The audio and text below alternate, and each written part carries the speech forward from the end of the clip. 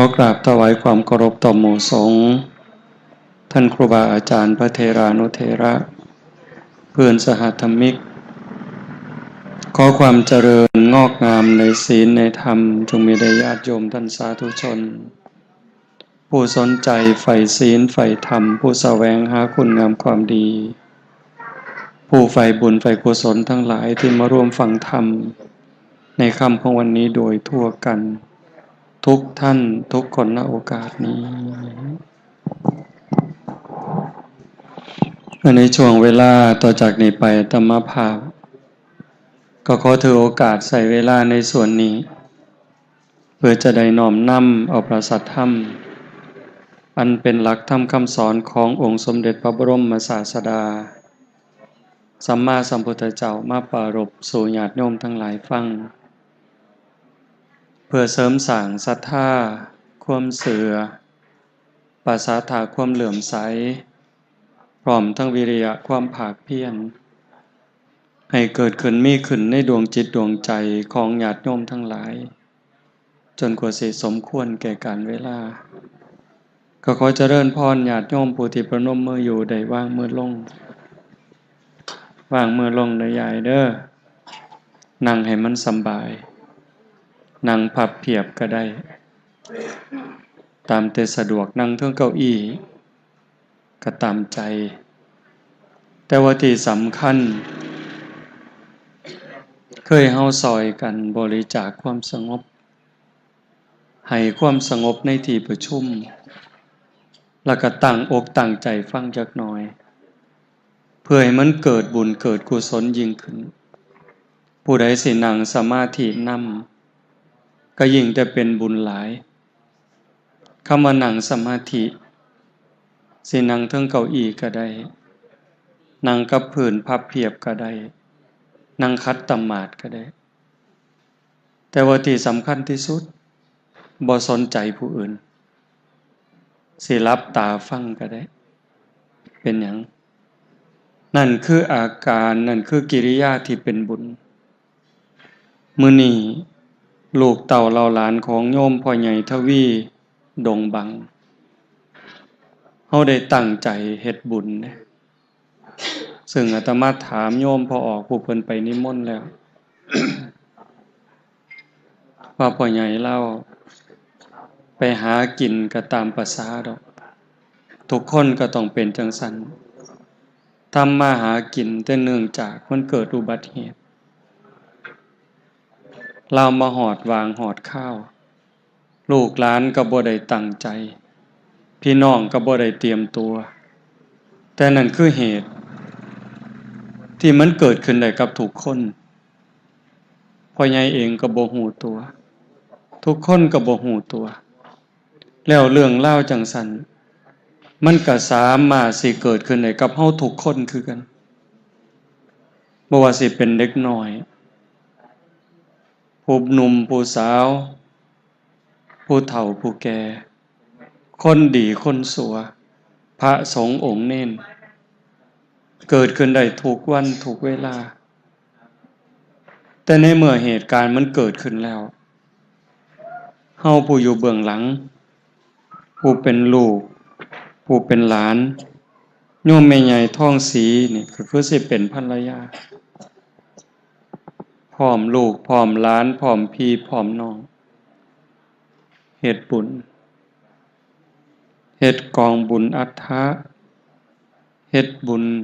แจกเขาอุทิศส่งไปถึงบุญนั้นเป็นสิ่งจำเป็นสิ่งสำคัญนะบุญเป็นที่เพิงเป็นทรัพย์เป็นอริยทรัพย์อาตมาเว้าอยู่ประจำทุกคนก็ล้วนแต่แสวงหาที่เพิงทุกคนเด้แสวงหาที่เพิงคันผู้สายตาสันก็คือสติปัญญามันยังหน่อยอยู่ก็คิดว่าเพิงเฉพาะชีวิตนี้หาเงินหาทองก็หวังได้เพิงผ้าอาศัยได้ใส่ได้ซอยในข้าวที่มีชีวิตได้สื่ออยู่สื่อกินสร้างบ้านสร้างเฮือน อันนี้คือแสวงหาที่พึ่งคือกันแต่งงานมีครอบมีครัวก็หวังสิเพิงผัวหวังสิเพิงเมียแต่งงานแล้วก็มีลูกมีเต่าก็หวังสิได้เพิงลูกเพิงหลานแต่หลายคนก็ผิดหวังผัวในข้าวที่ยังดีอยู่ในข้าวที่มีศีลมีธรรมก็ดีต่อกันปกป้องคุ้มครองลูกเมียคือกับห่มโพห่มไส้แต่กันในข้าวที่บ่มีธรรมล่ะในข้าวที่ผัวขาดศีลขาดธรรมก็เห็นเมียเป็นลูกฟุตบอลทุบตีเข็นขา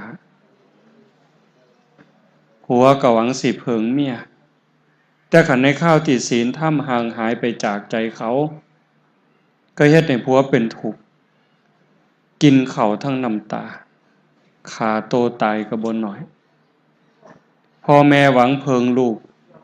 แต่ว่าหลายคนก็น้ำตาตกย้อนลูกดีบ่ดีก็อยากตายย้อนลูกนั่นน่ะเห็นปะนั่นคือข้าวที่คนขาดศีลขาดธรรม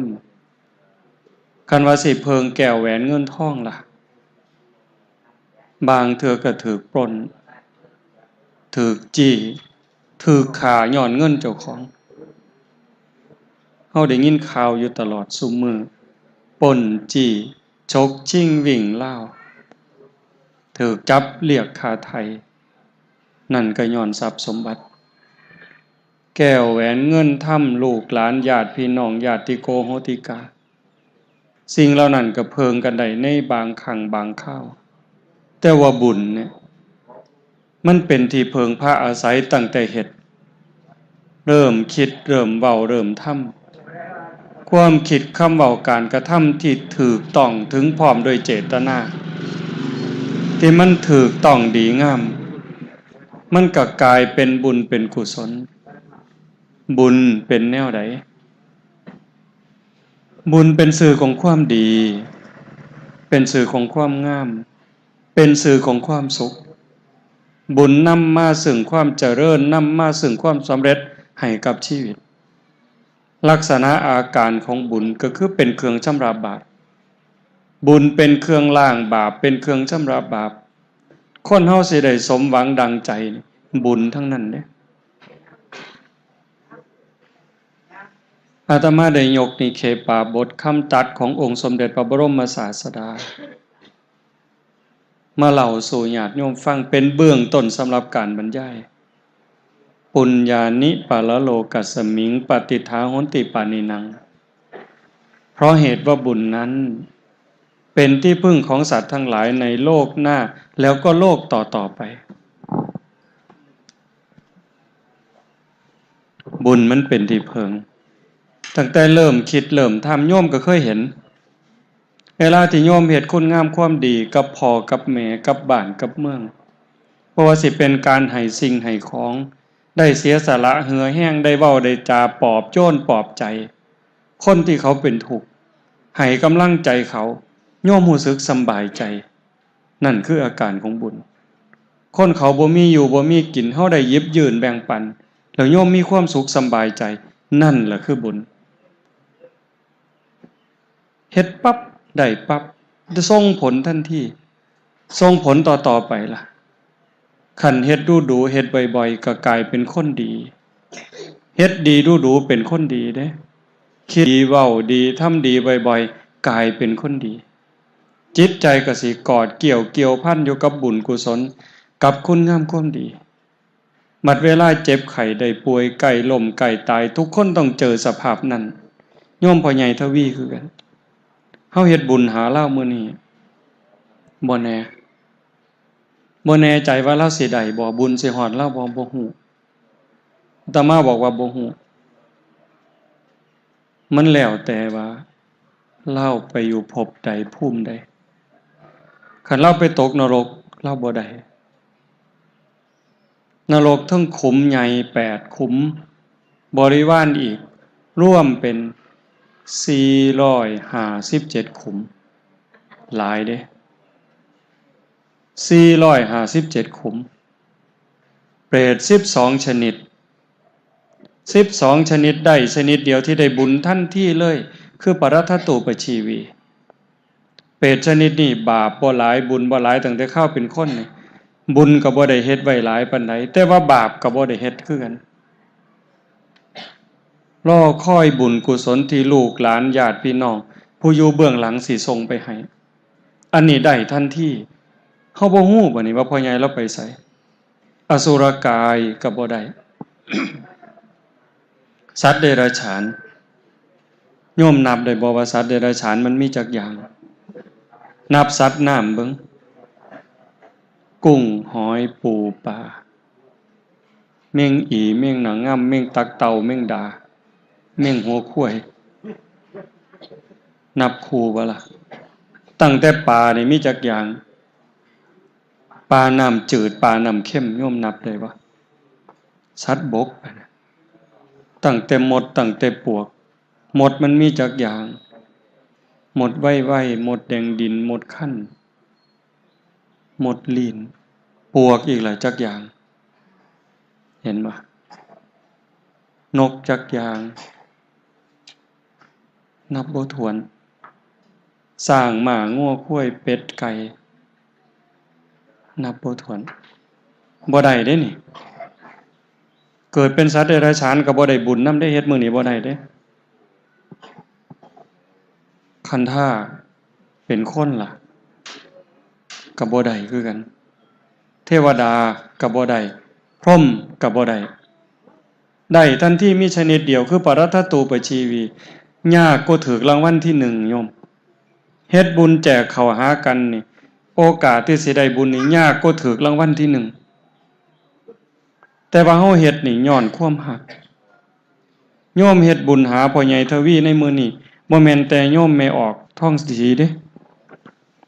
บ่แม่นแต่โยมแม่ใหญ่ท้องสีผู้เดียวทุกคนคือเจ้าภาพ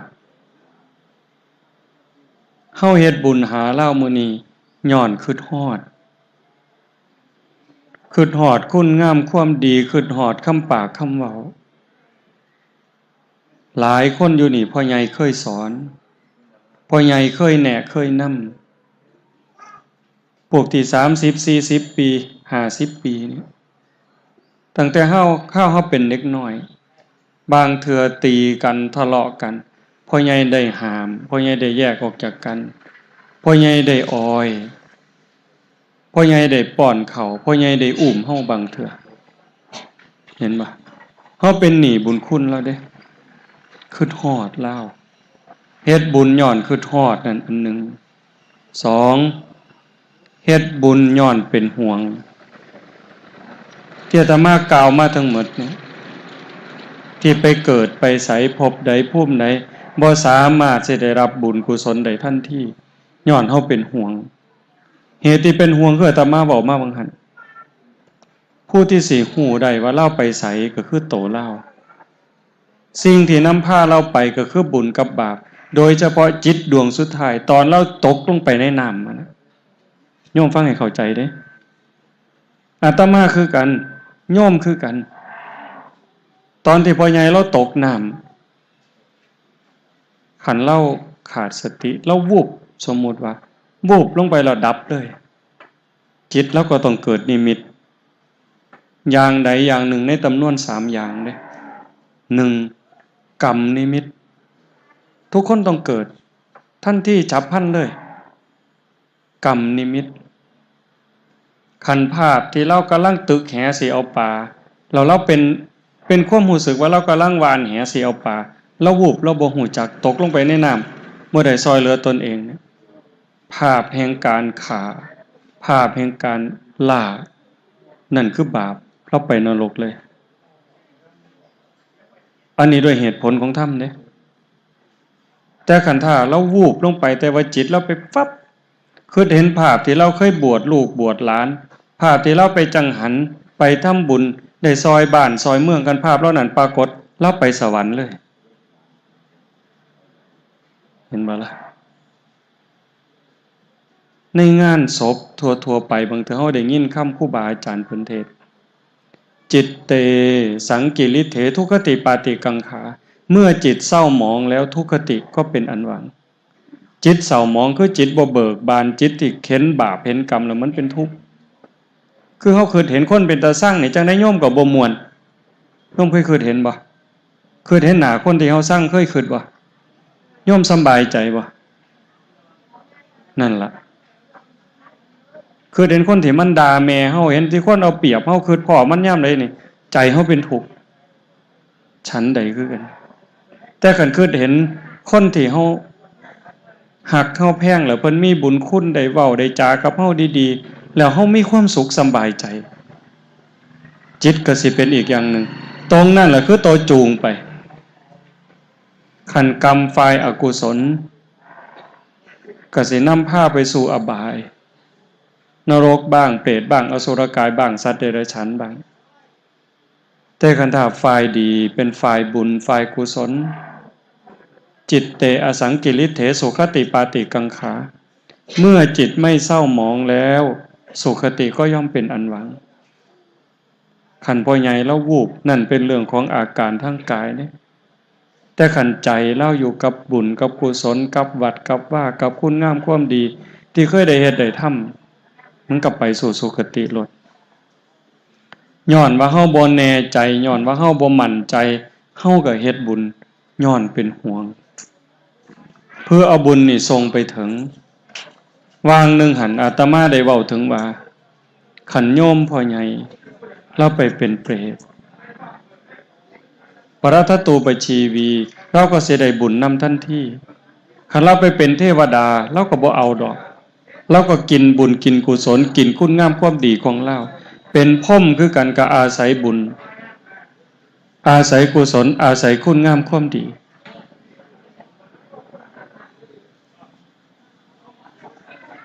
นั่นคือสิ่งเพิงสิ่งอาศัยทุกคนก็ต้องเตรียมเนื้อเตรียมตัวบ่ต้องไปคิดอีหยังหลายเด้บุญนั่นต้องเฮ็ดกุศลนั่นต้องเฮ็ดแต่ว่าย้อนความเป็นห่วงคันเราไปเป็นเทวดาก็ตามเป็นพรหมก็ตามหรือไปสู่ภพภูมิใดก็ตามเราสิได้นำเฮาอีกเถื่อย้อนเล่าอ่อนซ่อนนำอนุโมทนาใหม่ยินดีนำอ่อนซ่อนนำกิจกรรมที่ลูกหลานเฮ็ดนี่คันเฮาเฮ็ดโดยการสงบนั่งตั้งใจฟังธรรมเนี่ยตรงนี้เป็นบุญไปอยากน้ำเรื่องอื่นนั่นอันนั้นจะพาเขวพ่อใหญ่บ่อ่อนซ่อนเด้อนุโมทนาเนี่ยแปลว่าอ่อนซ่อนเด้โยมเคยอ่อนซ่อนคนบ่อ่อนซ่อนเขาอ่อนซ่อนน้ำลงทงลงทาเห็นเขามันงามโอ้ยเป็นตาอ่อนซ่อนเด้สบายใจปลูกบักทั่วบักแตงมันงามโอ้ยเป็นตาอ่อนซ่อนเนาะสบายใจอ่อนซ่อนนี่คืออนุโมทนาโยมพ่อใหญ่ทวีดงบังสิได้บุญนำเฮาย้อนเล่าอ่อนซ่อนการกระทำคันซุ่มยางหัวขวหัวคิดยางน้ำมูนี่บ่อ่อนซ่อนจักเม็ดเนี่ยเป็นจังซี่เด้เป็นหยังเพราะว่าเราเห็นแล้วเชื่อแล้วบาปมีบุญมีชาติหน้าชาติก่อนนรกสวรรค์เสือเฮ็ดดีก็ได้ดีเฮ็ดชั่วก็ได้ชั่วพ่อใหญ่เราเห็นเมื่อเราใจขาดจากโลกเข้าไปนี่ไปสู่ยมโลกเราเห็นแล้วการตัดสินของยมบาลให้ผู้ใดไปสวรรค์ผู้ใดไปนรกผู้ใดไปเกิดเป็นหยังย้อนบุญย้อนบาปที่ตนเองเฮ็ดตนเองทำพ่อใหญ่เห็นกับตาได้ยินกับหูมื้อนี้โยมแม่ใหญ่ท้องสีพร้อมพี่พร้อมน้องลูกเต้าเราหลานตั้งใจเฮ็ดบุญหาเราคันเราอยู่ในภพภูมิที่สามารถรับรู้รับทราบได้เราก็มาอยู่นี้เห็นอากัปกิริยาที่แม่ใหญ่พ่อใหญ่แม่ป้าพ่อลุงนั่งฟังธรรมด้วยอาการเคารพอากัปกิริยานี่เป็นบุญเด้เราดีใจนำเด้เราอ่อนซ่อนเด้บ่จำเป็นต้องเป็นงานใหญ่งานโตแต่คันเฮาอยากนำเรื่องอื่นอยากนำอยู่อยากนำกินวุ่นวายพ่ายถงฮือเลี้ยงเราเลี้ยงยาเสียงแก้วเสียงขวดมานึ่งมาเนิดเราเห็นว่านั่นคือบาปมีบุญต้องมีศีลเนี่ยสงบเป็นบุญวุ่นวายเป็นบาป งานบุญนั่นคนมันสิหลายปานใดอย่าว่าแต่ร้อยอย่าว่าแต่พันต่อให้เป็นหมื่นเขาก็เงียบเป็นหมื่นก็เงียบเป็นหมื่นก็สงบเพราะว่าใจมันดีคนดีนี่เงียบได้คนเป็นปกติเด้ศีลแปลว่าปกติการสำรวมกายวาจาใจให้เป็นปกตินั่นคือสงบโยมบ่เข้าใจเอาเองเด้พิจารณาเด้คันเวลาโยมเป็นปกติโยมสบายใจโยมสิยิ้มแล้วก็สิอยู่เงียบบ่ปากบ่เว้าคันคนห้องโห่โพสังกาอันนั้นก็ขวงหูขวงตาจมให้อันนั้นอันนี้นั่นคือจิตบ่สงบโยมก็เห็นอยู่อาการของมันแล้วโดยเฉพาะพ่อเนี่ยผู้เป็นลูกเป็นหลานพิจารณาดีๆเด้มีผู้เดียวเด้พ่อนี่มีผู้เดียวแม่นี่มีผู้เดียวหมดแล้วหมดเลยเด้หมู่นี่เจ้าเสี่ยวหลายปานใดเอา100ก็ได้เอา1,000ก็ได้แกเหล่ามานี่จักรถ10ล้อนี่แต่สะบ้านเรายอดเถอะเว้ยหมดตำบลจานเนี่ยมันสิมากินน้ำเฮาผัวนี่สิเอาจักคนก็ได้เด้เมียนี่สิเอาจักคนก็ได้เด้หมู่นี่สิเอาเท่าใดก็ได้แต่ว่าพ่อผู้เดียวแม่ผู้เดียวแล้วก็นี่คือบุคคลสำคัญที่สุดในชีวิตเฮาคันบ่มีพ่อบ่มีแม่เฮาสิได้เห็นโลกนี่บ่คันเพิ่นให้เฮาเกิดมาแล้วบ่เลี้ยงล่ะบ่ใส่ใจบ่อบรมบ่พร่ำบ่สอนมันสิเป็นแนวใดอันนี้โยมจะต้องคิดบ่แม่นแต่ลูกหลานของโยมพ่อใหญ่ทวีเด้เฮาทุกคนที่นั่งอยู่นี่เฮามีพ่อมีแม่อาตมาจะให้ญาติโยมได้ทบทวนชีวิตบ่แม่นของเล่นบ่แม่นของเว้าเล่นและคำตัดคำสอนของพระพุทธองค์ขันโลกิยาสัมมาทิฏฐิก็บ่แม่นของตัวบาปมีบุญมีชาติหน้าชาติก่อนนรกสวรรค์มีเฮ็ดดีก็ต้องดีเฮ็ดชั่วก็ต้องชั่ว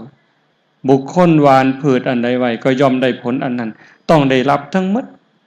สัพพังนรานังสัพพลังสุจินนังนกัมมุนาอกินจนะโมฆะมัตถิขึ้นชื่อว่ากรรมแล้วจะมากก็ตามจะน้อยก็ตามจะไม่ให้ผลนั้นไม่มีกรรมนี่แปลว่าการกระทำเฮ็ดดีเป็นกรรมดีเฮ็ดชั่วเป็นกรรมชั่วบ่มีที่ลับบ่มีที่แจ้งเฮ็ดอยู่บันไดก็ฮู้หมดใจเฮานี่มันเก็บไว้ดีกว่าฮาร์ดดิสก์คอมพิวเตอร์ยิ่งกว่าหน่วยความจำของคอมพิวเตอร์ใจเฮานี่มันจำหมดก็อย่างยกตัวอย่างว่าคั่นอย่างโยมพ่อใหญ่เราอาจจะวูบเมื่อสิตกลงไปในน้ำแล้วยังไหวยังซอยเหลือตนเองอยู่ตอนนั้นน่ะตกใจแน่ถ้ามันเป็นแนวนั้นเด้ตกลงไปในน้ำตกใจย่านแล้วก็ไหวก็เวียนจนหมดแห้งจนอ่อนจนลาจนจมลงไปในน้ำตรงนั้นใจบ่มีทางสบาย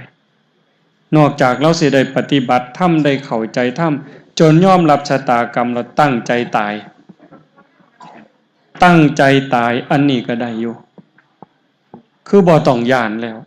คิดว่าจังได๋ก็ไปบ่รอดแล้วพ่อใหญ่เราตั้งใจดีๆนึกถึงคุณงามความดีแล้วก็ให้มันจมลงไปแต่มันเป็นเรื่องยากที่สุดเพราะว่าทุกคนย่านอาตมาก็ย่านนี่เห็นบ่คันถ้ามันเป็นแบบนั้นลูกเต้าเราหลานก็ต้องสร้างบุญให้เต็มที่เฮ็ดบุญให้มันถูกอันนี้โดยเหตุผลของธรรมได้บ่แม่นอาตมาเว้าเอาแต่ใจเจ้าของเอาอารมณ์มาเว้าเด้ด้วยความรู้ตนพ่อใหญ่ครับคันเราซอยเจ้าของได้บ่เต็มที่ซอยใจเจ้าของได้บ่เต็มที่หั่นลูกเต้าเราหลานญาติพี่น้องทุกคนต้องเฮ็ดงานให้มันงดงามที่สุดเฮ็ดงานให้มันเรียบร้อยให้มันงดงามที่สุดเหล่ายาเนี่ยคันมีเลิกผู้ใดนี่เป็นลูกชายโยมพ่อออกท่องเรียนบ่ลูกชายนี่เจ้าต้องใส่ปากกาสิทธิ์ลูกชายคนโต เรานี่เอาออกหนีจากเฮือนในหมดคันเจ้าฮักพ่อเจ้าเด้ระวังฮักพ่อกับฮักหมู่ขี่เหล่าเจ้าฮักไผเลือกเอาเองคือเวลานี่หยุดเลย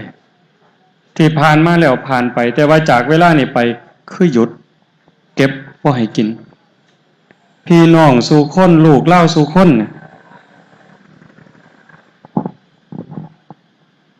โยมไม่ออกหนูเตียนโยมพอออกนิพนธ์โยมท่องพูนทุกคนจะต้องร่วมใจกันคืนนี้พี่น้องทุกคนขันเฮาหมดธุระแล้วอยากนอนก็นอนเฮ็ดใจให้งดงามที่สุดทบทวนความเก่าความหลังตั้งแต่ข้าวเฮาเป็นเด็กน้อยพอสอนเฮาจังใดแนะนำเฮาจังใดบอกให้ลูกฮักกันสอนให้ลูกฮักกัน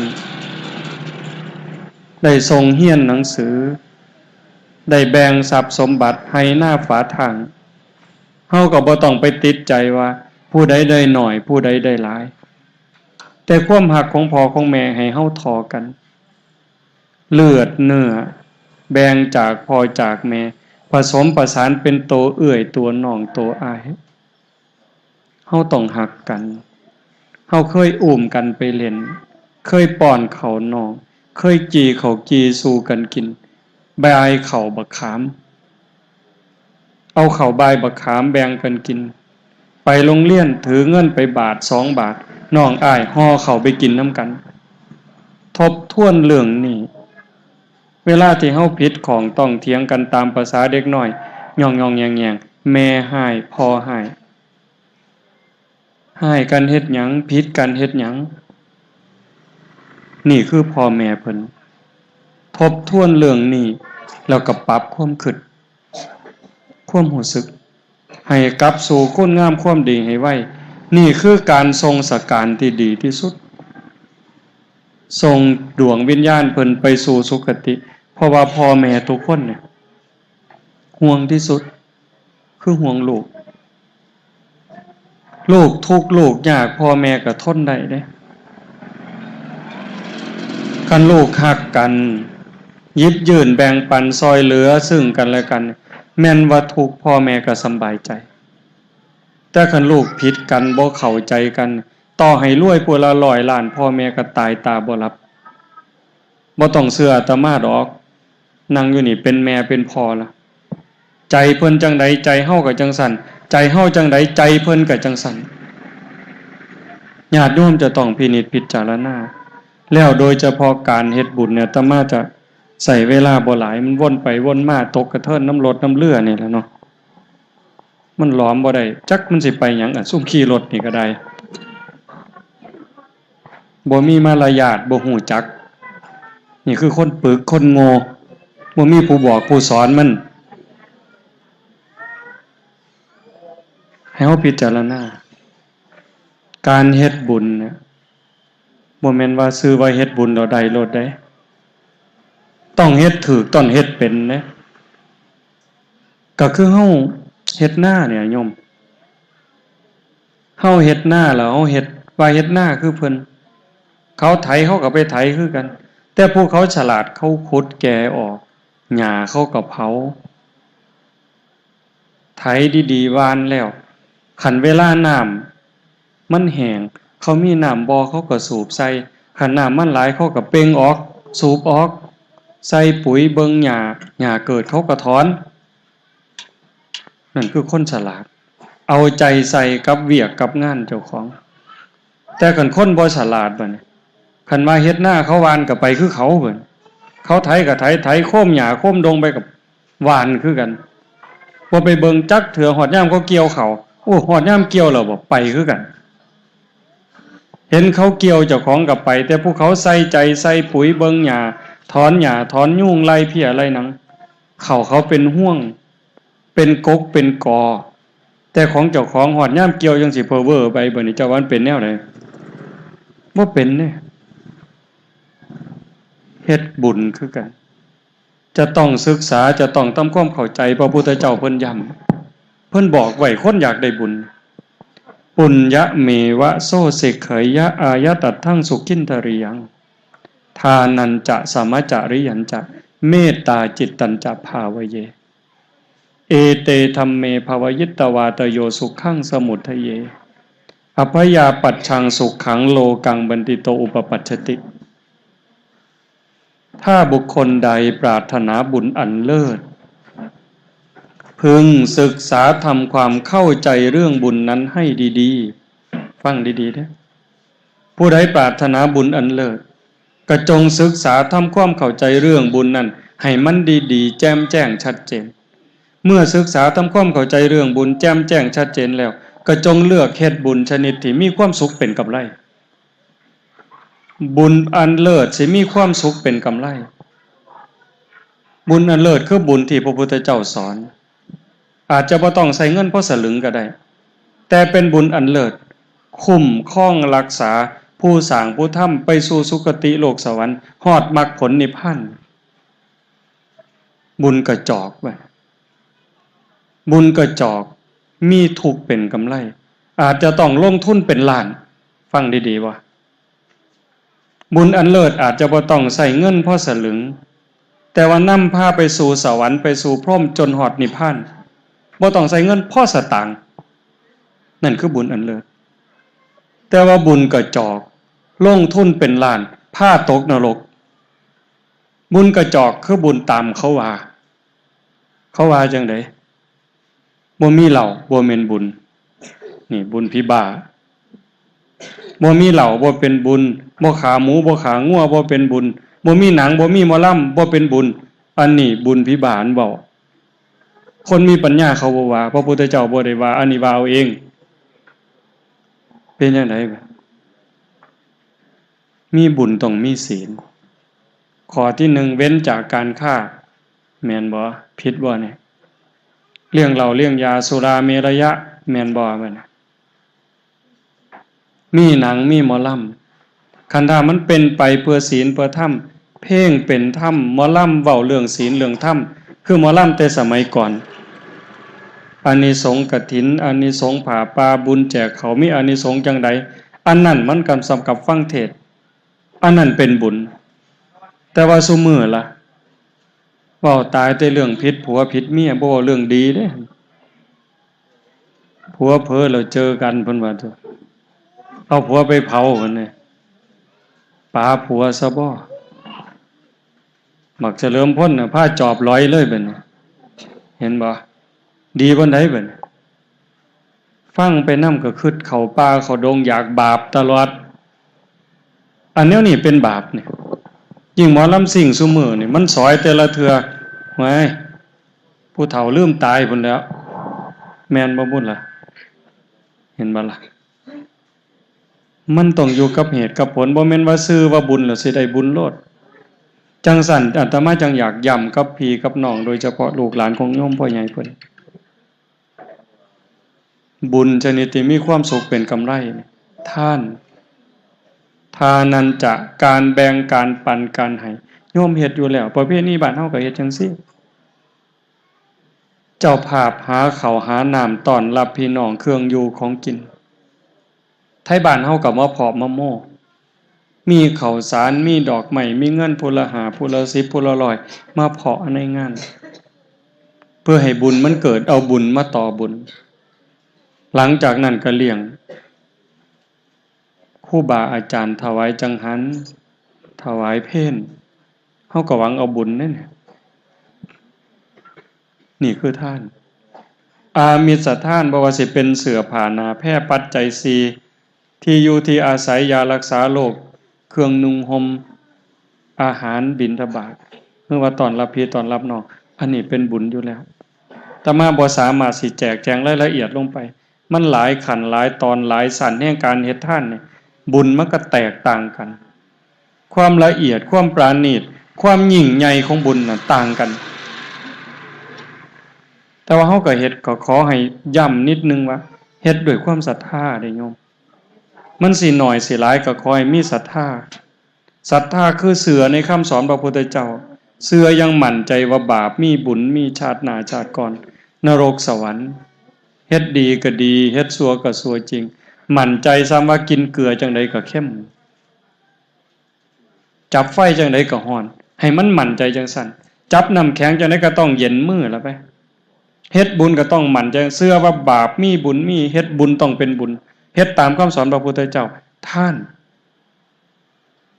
ไล่ขึ้นไปโอ้มันหลายแห่งบ่เว้าดอกซ้ำท่านให้เฮามีศรัทธามีความเชื่อมั่นมีความอ่อนน้อมมีความอ่อนโยนให้ท่านตามการตามเวลาให้ท่านโดยจิตวังอนุเคราะห์ให้ท่านด้วยการบ่เบียดเบียนแต่มาเรามาบังหันให้ท่านด้วยการเบียดเบียนเลี่ยงเหล่าในเบียดเบียนเขาแล้วเบียดเบียนสติปัญญาเขาความภาคภูมิใจในความเป็นคนเสียไปแม่นอยู่ผู้อยากกินมันมวนมันสรรเสริญเจ้าภาพว่าเจ้าภาพใจใหญ่ใจกว้างแต่ไปถามเมียเขาเบิ่งติล่ะผัวเมานอนคาบหญ้ามาเลียปากแล้วถามว่าเมียดีใจบ่มาขอบคุณเจ้าภาพบ่ที่ให้ผัวข่อยกินเมาปานนี่ขอบคุณเจ้าหลายๆว่าบ่มีทางเกิดผัวพอเขาเมาเนี่ยลูกสาวมีผู้บ่าวเศรษฐีจากกรุงเทพกำลังสิมาขอแนว ไม่ออกลองเกิดเบิ่งเด้อลูกสาวเฮามีผู้บ่าวเศรษฐีกรุงเทพพกเงินมา100 ล้านว่าสิมาแต่งเอาลูกสาวเฮาแต่บัดมาฮอดบ้านแล้วพอเฒ่าเมาบ่เป็นศาสตร์บัดนี้คันแม่นเจ้าสิเอาบ่แม่เฒ่าก็เมาใส่กันทั้งแม่เฒ่าทั้งพ่อเฒ่ากันโอ้ยอาตมานี่หนีเลยเด้อปาถิ่มเลยเด้บ่เอานำเด้เห็นบ่นี่คือเบียดเบียนละฆ่าสัตว์ตัดชีวิตก็เบียดเบียนชีวิตเขาเลี้ยงเราเลี้ยงยาก็เบียดเบียนความภาคภูมิใจเบียดเบียนมันสมองคุณภาพของความเป็นคนเขาลดลงนี่เป็นเบียดเบียนเนี่ยหมอร้องหมอล่ำกันคือหมอล่ำอย่างที่ว่าคนสิเสียคนเท่าใดหมอล่ำมันเว้าลามกเว้าเพ้อเด็กน้อยจิตแตกใจเพ่คันเป็นหนังโป้ล่ะเด็กเล็กเด็กน้อยจิตแตกใจเพ่อาจสิเสียคนย้อนเบิ่งหนังที่เฮาจ้างมามื้อนั้นก็ได้โยมอย่าเชื่อดอกอย่าเชื่ออาตมาคิดเบิ่งใจเจ้าก็แล้วกันไปเจ้าเป็นจังไดเวลาเบิ่งจังซั่นลืมพ่อลืมแม่ลืมเป็นลืมตายไปเลยดิคิดโยมคิดให้มันละเอียดคิดให้สุดสาย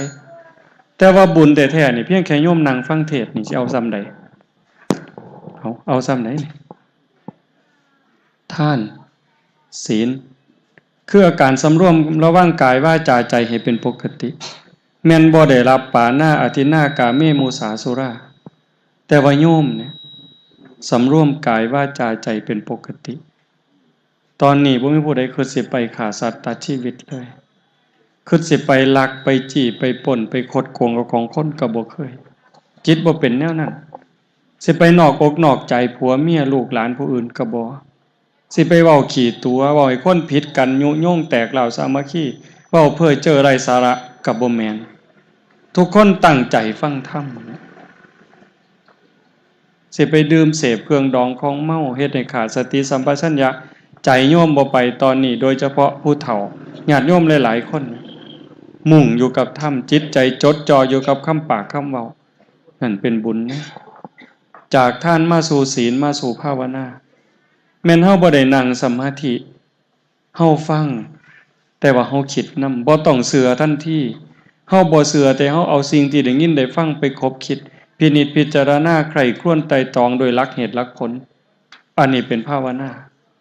อ่อนน้อมถ่อมตนเข้ามาในสถานที่งานสถานที่ฟังธรรมเฮาสงบเฮาระมัดระวังนั่นคืออ่อนน้อมอ่อนโยนขนขวายในกิจที่ชอบซอยปูสาดปูเสือตั้งธรรมาสเข้าโรงครัวประกอบอาหารเลี้ยงพี่เลี้ยงน้องให้กำลังใจกันปลอบโยนปลอบใจโยมแม่ใหญ่เพิ่นให้กำลังใจลูกพ่อใหญ่เป็นเรื่องธรรมดาให้กำลังใจกันจังซั่นซอยกันจัดซอยกันแต่งอันนั้นคือขนขวายในกิจที่ชอบฟังธรรมโยมตั้งใจฟังอาตมาเว้าฟังบ่ฮู้เรื่องก็บ่เป็นหยังเด้ฟังบ่เข้าใจบ่ฮู้เรื่องว่าเว้าหยังให้ก็เว้าภาษาฝรั่งฟังบ่ฮู้เรื่องสมมุติว่าแนวนั้นแต่โยมยินดีฟังตั้งใจฟังอยู่นี่โยมได้บุญนะ คะแนนเต็ม100ก็ได้100เต็มพันก็ได้พันเต็มหมื่นก็ได้หมื่นบุญจากการฟังธรรมคือยินดีฟังพอใจฟังแม่นบ่ฮู้เรื่องก็ตามได้บุญเต็มที่เต็มเม็ดเต็มหน่วยแต่คันโยมฟังเข้าใจอันใดเป็นเหตุเป็นผลเหตุของความเสื่อมเหตุของความเจริญโยมเข้าใจจังซั่นถูกต้องชัดเจนปั๊บมันเลยจากบุญไปสู่กุศลกุศลแปลว่าความฉลาดในอุบายอันใดบ่เป็นประโยชน์เฮาก็ตัดออกบ่เก็บเอามาบ่ถือประพฤติปฏิบัติเอาแต่สิ่งที่เป็นประโยชน์บ่ติดบ่ยึดในสิ่งที่มันเฮ็ดให้เนิ่นช้ากุศลคือความฉลาดในอุบาย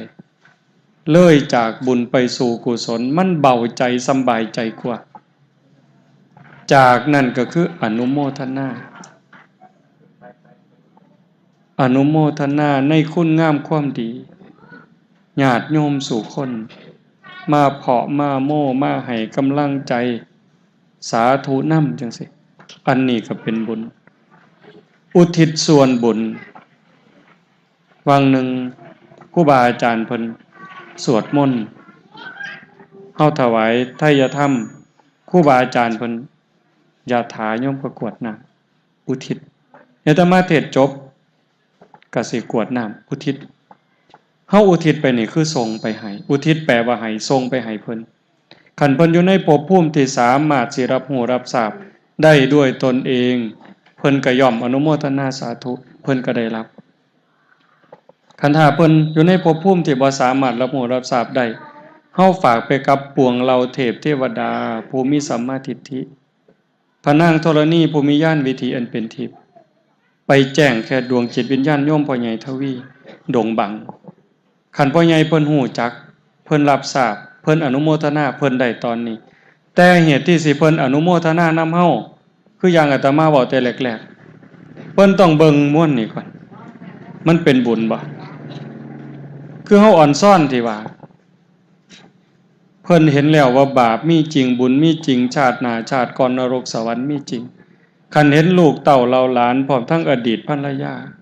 เฮ็ดบุญหาเพิ่นตามคำสอนของพระพุทธองค์เพิ่นเห็นแล้วว่านี่คือบุญจริงในเมื่อเพิ่นจากโลกไปสู่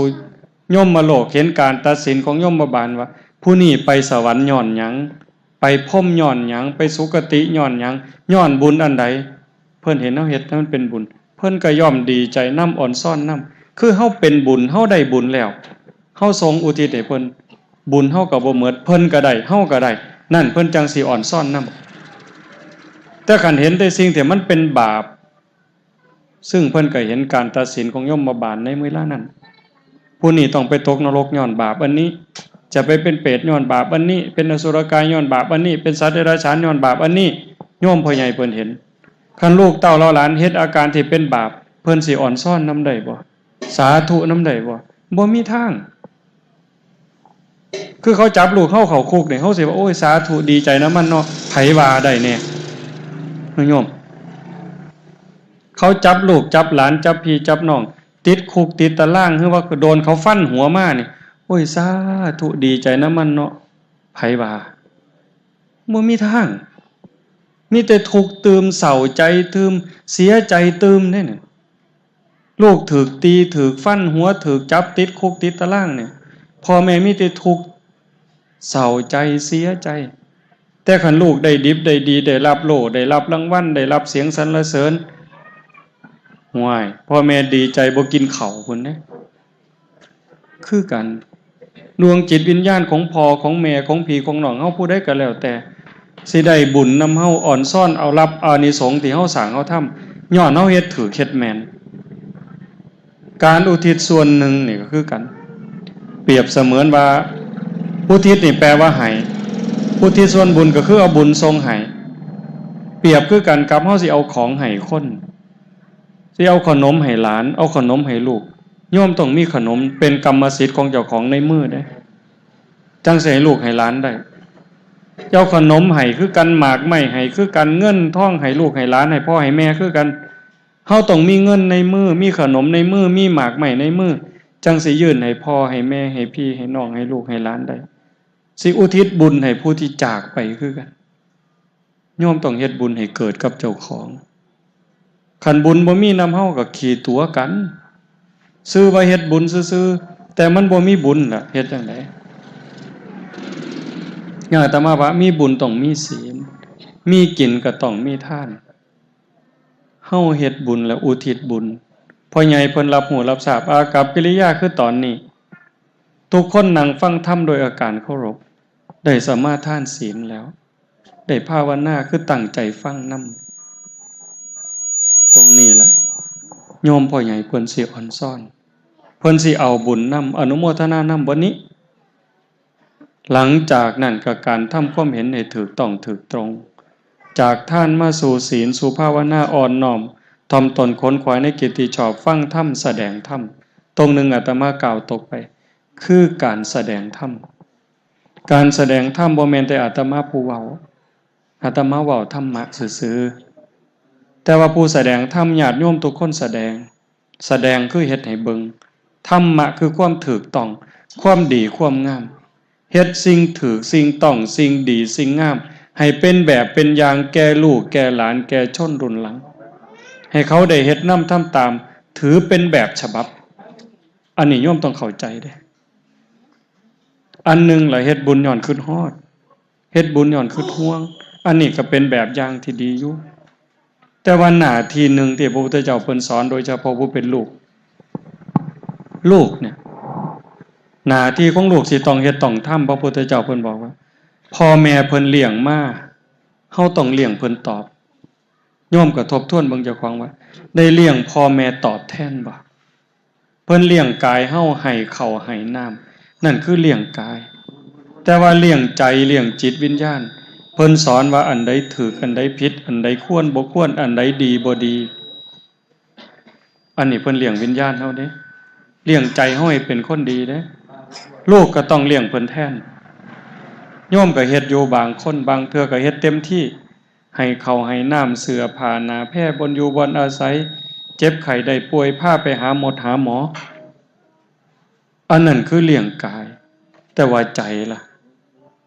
เว้าจาดีให้เพิ่นได้ยินบ่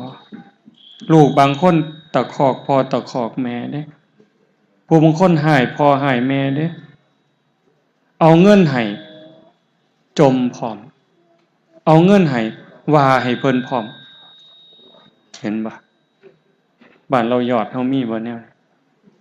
คันแนวนี้ต้องระวังเด้บาปบักใหญ่เด้ผู้ใดฮักเฮาที่สุดในโลกโยมถามเบิ่งโลดผู้ใดฮักเฮาที่สุดเสียสละเพื่อเฮาที่สุดโยมผู้เป็นพ่อเป็นแม่ก็ฮู้จักล่ะอาบเหงื่อต่างน้ำปากกัดตีนยันซุมื้อนี้ขันหมู่เขาว่าพ่อเฒ่าแล้วล่ะเฒ่าแล้วเฮ็ดไปหยังเดี๋ยวนี้เฮ็ดไว้ให้ลูกแม่นบ่ยายเจ้านี่ล่ะผู้หนึงเฮ็ดให้ลูกทันทีเลยเด้เฮ็ดไว้ให้ลูกเฮ็ดไว้ให้หลานนั่นคือความตั้งใจเห็นปะเพิ่นเลี้ยงมาเลี้ยงเพิ่นตอบเลี้ยงกายเพิ่นให้ข้าวให้น้ำแล้วก็เลี้ยงจิตเลี้ยงวิญญาณเพิ่นให้เพิ่นสำบายใจให้เพิ่นภูมิใจคันลูกฮักกันเข้าใจกันผู้คุ้มเครื่องนี่ผ่อนลงอีกมันหอนนี่ลูกเข้าใจกัน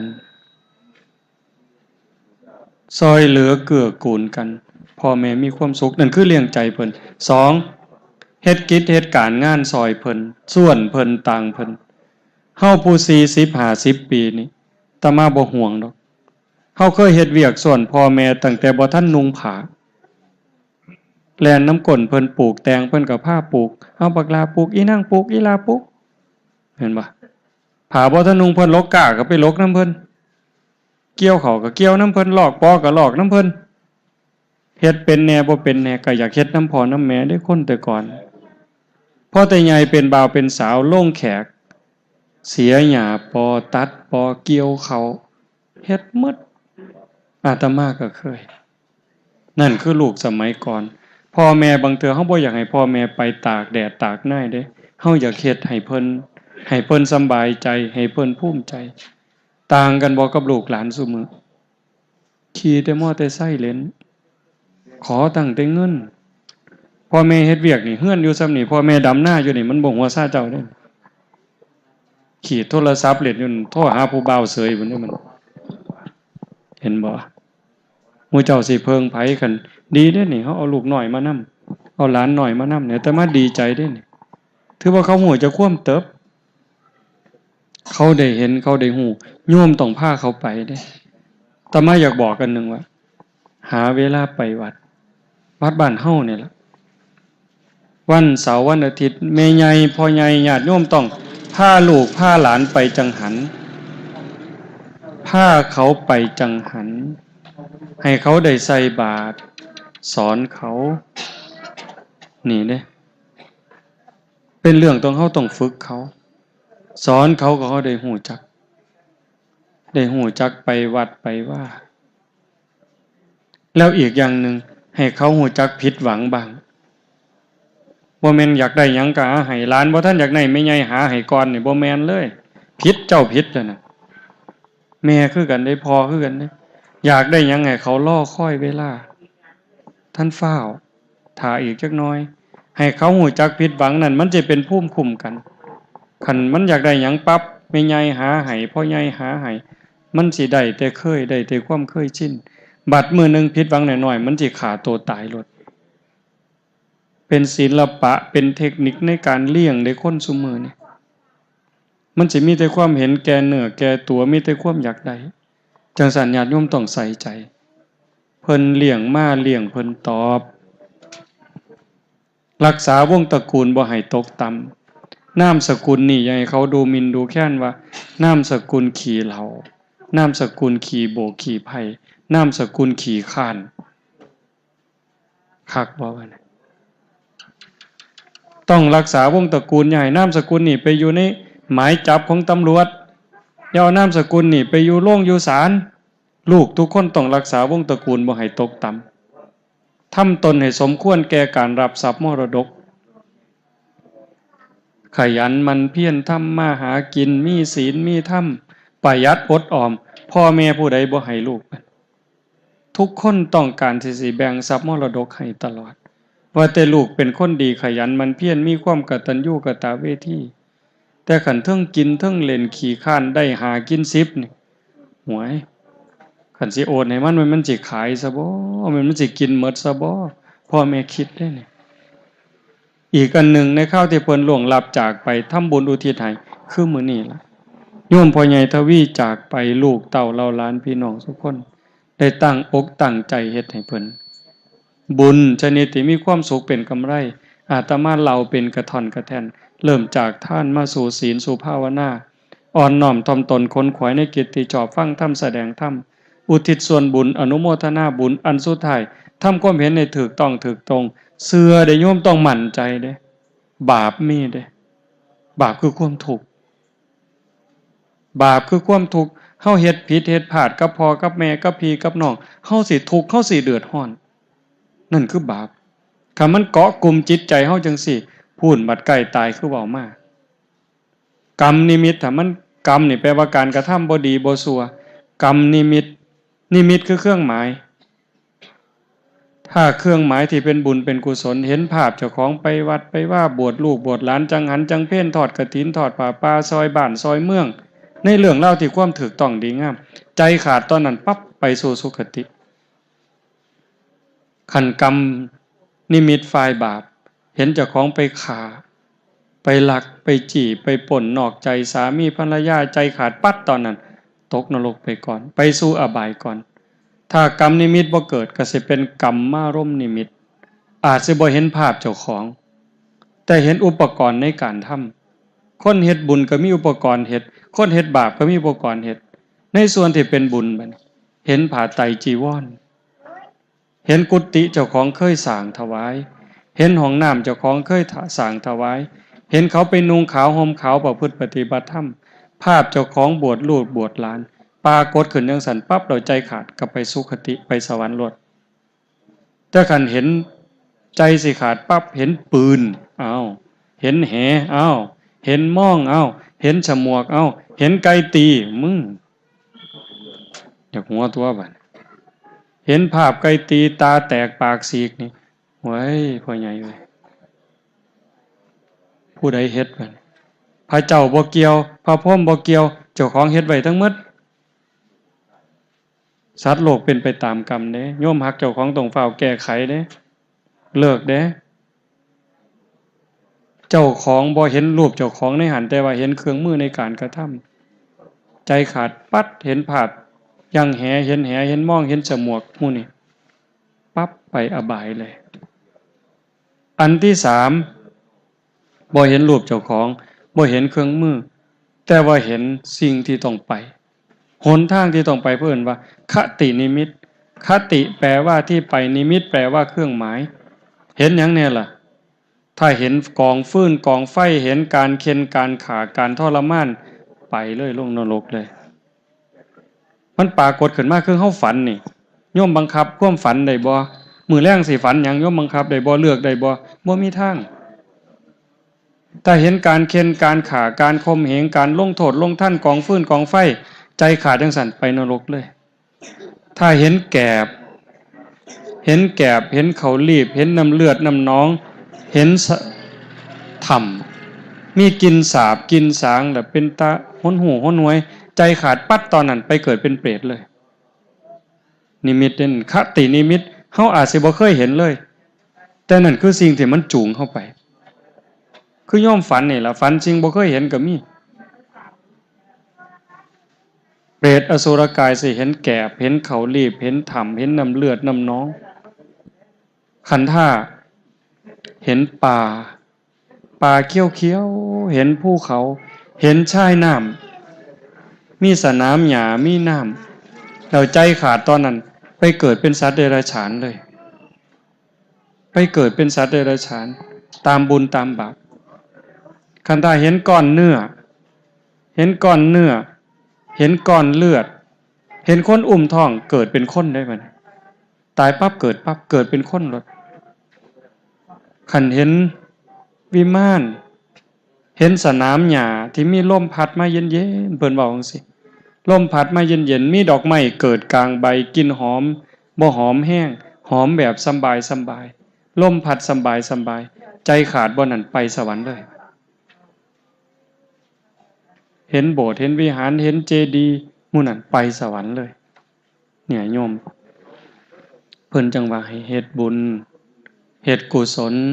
เฮ็ดคุณงามความดีโดยเฉพาะเฮ็ดกับพ่อกับแม่นี่เด้อเห็นเด็กน้อยอยู่นะเยาวชนเว้าดีนำพ่อนำแม่มีผู้เดียวตอนนี้เพิ่นสิจมแน่หายแน่ก็ย้อนเพิ่นหวังดีนำเฮาต้องอดต้องทนเด้พ่อแม่เป็นครูคนแรกเป็นเทวดาเป็นพรหมเป็นพระอรหันต์ของลูกคนที่ฮักเฮาที่สุดห่วงเฮาที่สุดคือพ่อคือแม่จังซั่นอาตมาเล่ามามื้อนี้ทั้งหมดทั้งมวลนี่โยมเฮ็ดบุญเพื่ออุทิศไปถึงโยมพ่อใหญ่ทวีดงบังก็ขอให้เป็นบุญเป็นกุศลสิ่งที่ญาติโยมตั้งใจฟังอาตมามาประมาณ1ชั่วโมงเนี่ยอาตมาก็ว่าบรรยากาศมันพอสมควรอาจสิกระท่อนกระแท่นบ่สมบูรณ์ก็ต้องขออภัยไว้โยมฟังวิทยุวัดก็คือจะพอฟังได้มีผู้ใดฟังแน่นี่ยกมือเบิ่งฟังประจำฟังแล้วมันเป็นบุญบ่ต้องเชื่อฟังแล้วคิดพินิจพิจารณาได้ไต่ตองได้ใคร่ครวญขันมันเป็นไปได้ไหว้พระลูกหลานของโยมพ่อใหญ่ทวีเด้อพอจากไปเลือดเนื้อของพ่อก็อยู่น้ำเอื่อยเฮาหั่นละอยู่น้ำอ้ายเฮาหั่นละอยู่น้ำหนองเฮานั่นละอยากเฮ็ดดีก็พออยากให้พ่อกินหยังเอาให้แม่กินอยากให้พ่อได้นุ่งได้ถือหยังเอาให้แม่นุ่งอยากเว้าดีน้ำพ่อก็เว้าดีน้ำแม่นี่ล่ะเว้าดีน้ำเอื่อยเว้าดีน้ำอ้ายเว้าดีน้ำน้องฮักกันให้แม่เห็นยิ่งพอจากไปเหลือแม่ผู้เดียวลูกสิต้องตุ่มต้องโฮมให้กำลังใจแม่หลายๆนั่นจังสิคุ้มค่าในการได้เกิดเป็นมนุษย์ได้พบพระพุทธศาสนามื้อนี้อาตมาใช้เวลามาพอสมควรก็ขออนุโมทนาสาธุกับญาติโยมทั้งหลายท้ายที่สุดก็ขออาราธนาอ้างอิงเอาอำนาจแห่งคุณพระศรีรัตนตรัยคุณของพระพุทธเจ้าพระธรรมพระสงฆ์ และอำนาจแห่งบุญกุศลคุณงามความดีที่มีทั้งหมดทั้งมวลในสากลจักรวาลจงล้อมร่วมเป็นตบะเป็นเดชะเป็นพลวะปัจจัยส่งไปถึงดวงจิตวิญญาณของโยมพ่อใหญ่ทวีดงบังขันหูทราบโดยตนเองกระจงอนุโมทนาสาธุรับเอาหากบ่สามารถสิรับหูรับทราบได้ด้วยตนเองก็ขอฝากข่าวบุญข่าวกุศลที่ลูกหลานได้สร้างได้ทำในข้าวครั้งนี้โดยการนำของโยมแม่ใหญ่ท่องสีโยมท่องเลี้ยนโยมหนูเตียนโยมนิพนธ์โยมท่องพูนได้สร้างได้ทำพร้อมพี่พร้อมน้องแม่ป่าพ่อลุงพ่อใหญ่แม่ใหญ่ทั้งหมดเนี่ยฝากไปกับพวงเราเทพเทวดาพระนางธรณีภูมิญาณวิถีอันเป็นทิพย์ไปแจ้งแก่ดวงจิตวิญญาณโยมพ่อใหญ่ทวีดงบังให้พ่อใหญ่เพิ่นได้รับหูรับทราบแล้วจงอนุโมทนาสาธุรับเอาหากว่ามีความทุกข์ก็ขอให้พ้นไปจากทุกข์หากว่ามีความสุขก็ขอให้สุขยิ่งขึ้นไปสุดท้ายก็ขอให้บุญกุศลเหล่านั้นจงสะท้อนย้อนกลับมาปกปักรักษาคุ้มครองญาติโยมสุขคนให้เป็นผู้แกล้วกล้าอาถรรพ์ร่าเริงในการสร้างบุญสร้างกุศลสร้างคุณงามความดีให้ยิ่งขึ้นไปเจริญงอกงามในจตุรพิธพรชัยคืออายุวันนะสุขภละปฏิภาณธรรมสารสมบัติโดยทั่วกันทุกท่านทุกคนเถิดสาธุดังๆจาก3 เทื่อของอยู่ไส